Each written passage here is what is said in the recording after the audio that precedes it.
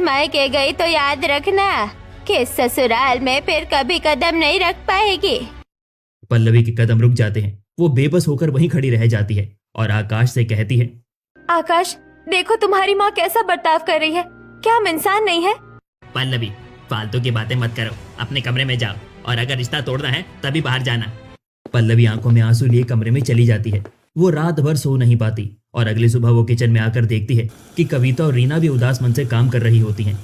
तीनों एक दूसरे का चेहरा खामोशी से देखते हैं। फिर थोड़ी देर बाद कविता कहती है, अब बस बहुत हुआ, मैं अब इस ससुराल की कैद में और नहीं रहूंगी। दीदी अगर हम अपनी मर्जी से नहीं जा सकते तो हमें छुपकर जाना होगा। पर वो सीसीटीवी कैमरे वो चोरों के लिए नहीं, हमारे लिए ही लगाए गए हैं। क्या इतनी टाइट सिक्योरिटी? अब तो मुझे जाना ही होगा। पल्लवी एक प्लान बनाती है और अपनी दोनों जेठानियों को भी बताती है। फिर अगले दिन तीनों आरती के पास जाकर कहती हैं, मम्मी जी मेरी सहेली की शादी है, क्या मैं थोड़ी देर के लिए जा सकती हूँ? हाँ लेकिन अकेले? नहीं मम्मी जी, मैं आकाश को साथ लेकर जा रही हूँ। ठीक है पर जल्दी वापस आ जाना। जिसके बाद पल्लवी और आकाश घर से निकलते हैं। वही रास्ते में पल्लवी अचानक चौंक कर कहती है, अरे मैं अपना पर्स लाना तो भूल ही गई। आकाश प्लीज जाओ और लेकर आओ ना। तुम बिना पल्लवी? अच्छा रुको, मैं ऑटो रुकवाता हूँ और तुम यहीं बैठो, मैं अभी आता हूँ। आकाश ऑटो रुकवाता है और पल्लवी को उसमें बिठाकर वापस घर आ जाता है। वहीं दूसरी तरफ जैसे ही वो घर के लिए निकलता है, पल्लवी दूसरे ऑटो में बैठकर अपने मायके की तरफ निकल जाती है। थोड़ी देर बाद आकाश पर्स लेकर वापस आता है तो वहां पल्लवी नहीं होती। वो उसे फोन करता है और, पल्लवी तुम कहाँ हो? आकाश मैं अपनी फ्रेंड के घर आ गई हूँ। मेरी फ्रेंड का बार बार फोन आ रहा था इसलिए मुझे आना पड़ा, तुम घर चले जाओ। पल्लवी की बात सुनकर आकाश घर लौट जाता है। उधर घर पर कविता और रीना भी आरती के पास पहुंचकर, मम्मी जी हम थोड़ा मार्केट जा रहे हैं, मेरे कान के झुमके टूट गए हैं और रीना की पायल के घुंघरू भी निकल गए हैं। तुम दोनों अकेले जाओगी? आजकल जमाना खराब है और फिर सुनार तुम्हें ठग लेगा। रुको मैं भी तुम्हारे साथ चलती हूँ। ये सुनकर कविता और रीना एक दूसरे का चेहरा देखने लगती हैं। उनकी योजना पर पानी फिरता नजर आता है पर वो मना नहीं कर पाती। फिर तीनों एक ऑटो में बैठकर मार्केट की तरफ निकल जाती हैं। वहीं ऑटो में बैठी कविता धीरे से रीना के कान में कहती है, रीना अब क्या करे, मम्मी जी तो साथ में ही आ गई। अगर ये साथ रही तो हम मायके कैसे जा पाएंगे? कुछ तो करना होगा दीदी, हमें प्यास का बहाना बनाना चाहिए। ऑटो मार्केट के पास पहुंचता है तभी रीना गला पकड़कर खांसने का नाटक करते हुए कहती है, भैया जरा ऑटो रोकना, मुझे बहुत तेज प्यास लगी है, गला सूख रहा है। जैसे ही ऑटो रुकता है कविता और रीना उतर जाती हैं। आरती भी उतरने की कोशिश करती है पर कविता उसे रोकते हुए कहती है, मम्मी जी आप बैठिए, भीड़ बहुत है, आप परेशान हो जाएंगी। हम बस उस सामने वाली दुकान से पानी पी कर आते हैं। कविता और रीना भीड़ का फायदा उठाकर गलियों में ओझल हो जाती है। आरती ऑटो के पास बैठी इंतजार करती रहती है। ऐसे ही काफी देर बीत जाने पर वो परेशान हो जाती है। ये दोनों कहाँ रह गई? पानी पीने गई है या कुआं खोदने? जिसके बाद आरती उन्हें फोन लगाती है पर दोनों के फोन स्विच ऑफ आते हैं। वो ऑटो के पास चक्कर लगाने लगती है। उधर कविता और रीना दूसरे ऑटो में बैठकर अपने अपने मायके की तरफ निकल जाती हैं। शाम ढलने लगती है। आरती घर वापस पहुंच जाती है और हॉल में बैठकर दोनों का इंतजार करने लगती है। तभी कविता और रीना घर आती हैं। तुम दोनों कहाँ गायब थी? फोन क्यों बंद था तुम्हारा? मैं मार्केट में पागलों की तरह तुम्हारा इंतजार कर रही थी। अरे मम्मी जी आप घर आ गई, हम तो आपको ढूंढ रहे थे। ढूंढ रही थी? मैं तो ऑटो के पास ही खड़ी थी। मम्मी जी हम पानी पी कर आए तो ऑटो वहाँ नहीं था, हमें लगा शायद आप गुस्सा होकर घर वापस आ गई हैं, तो हम भी मार्केट घूमने लगे और फिर घर आ गए। और फोन क्यों बंद था? वो बैटरी खत्म हो गई थी मम्मी जी। बहुएं इस तरह बात को टाल देती हैं और बहुएं आए दिन किसी न किसी बहाने से छुप छुप कर मायके जाने लगती हैं। कभी सहेली की शादी का बहाना बनाती हैं तो कभी शॉपिंग का। बहुओं के व्यवहार में आए इस बदलाव को पूरा परिवार नोटिस करता है। वे अब घर के कामों में भी बहुत खुश रहती हैं। और फिर एक दिन पड़ोस वाली आंटी घर आकर कहती है, अरे आरती बहन तुम्हारी बहू आजकल बहुत ज्यादा खुश नजर आ रही है, क्या बात है? उन्हें मायके जाने की परमिशन मिल गई है क्या? नहीं बहन, परमिशन तो नहीं मिली है, पर लगता है कि उन्होंने इस बात को एक्सेप्ट कर लिया है कि अब हम उन्हें मायके नहीं जाने देंगे। ऐसे ही एक शाम तीनों बहुएं बालकनी में खड़ी होकर नीचे देख रही होती हैं, जहां नीचे गली में एक लड़की अपनी मायके आई हुई अपनी माँ से गले मिल रही थी।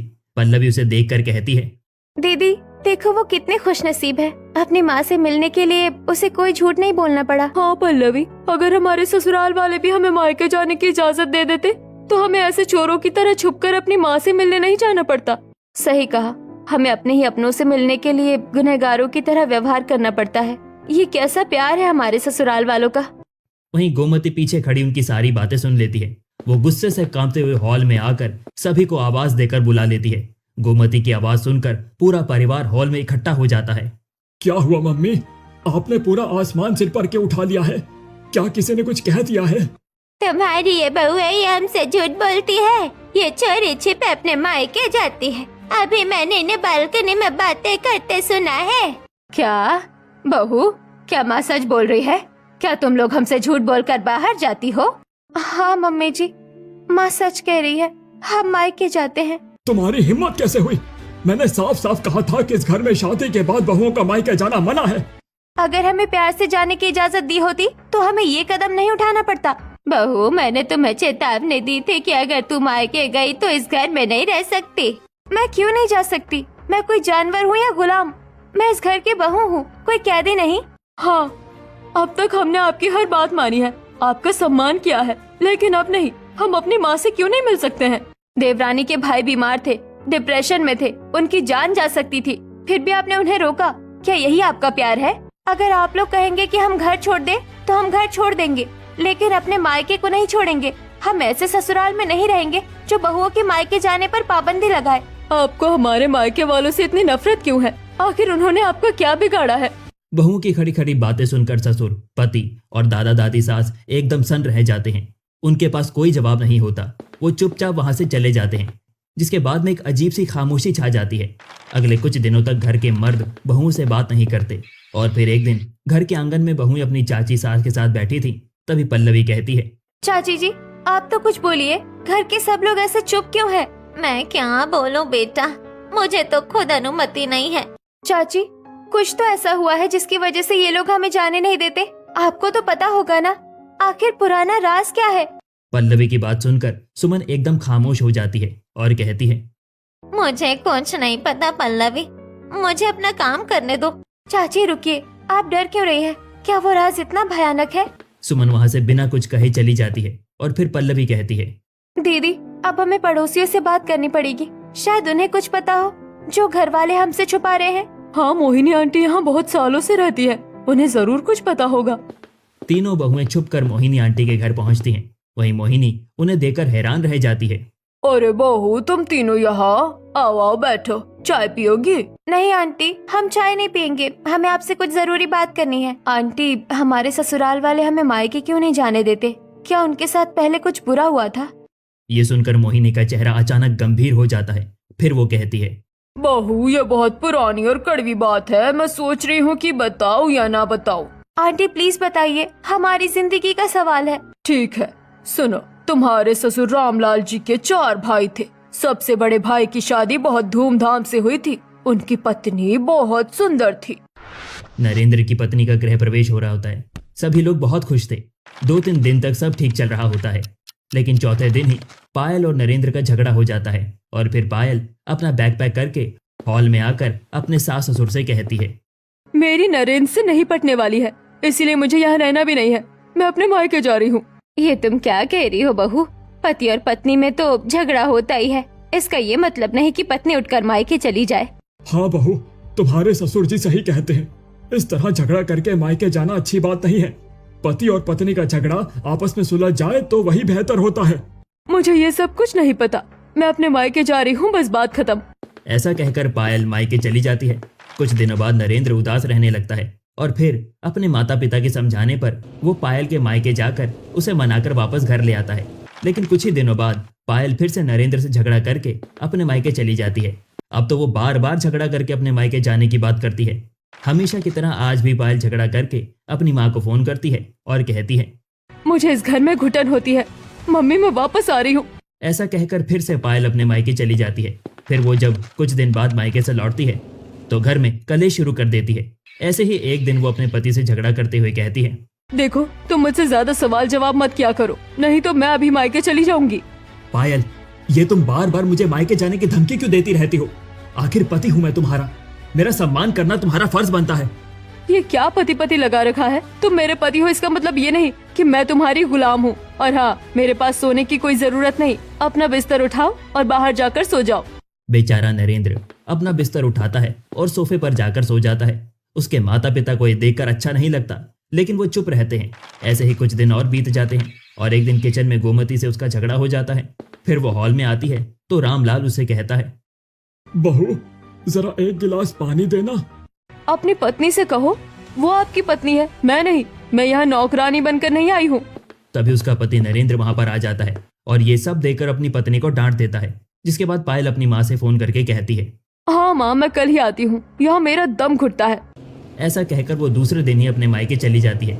धीरे धीरे पता चलता है कि उसका मायके में किसी और के साथ अफेयर था। वो अपने पति को तलाक का नोटिस भेज देती है और फिर एक दिन घर पर पोस्टमैन नोटिस देकर जाता है। रामलाल वो नोटिस खोलकर पढ़ता है और कहता है, ये क्या है? तलाक के पेपर? बहू ने ये क्या कर दिया? होगा क्या, अब कोर्ट कचहरी के चक्कर काटने पड़ेंगे और खानदान की इज्जत नीलाम हो जाएगी। पिताजी, पायल ने मुझे तलाक का नोटिस क्यों भेजा? मुझे समझ नहीं आता।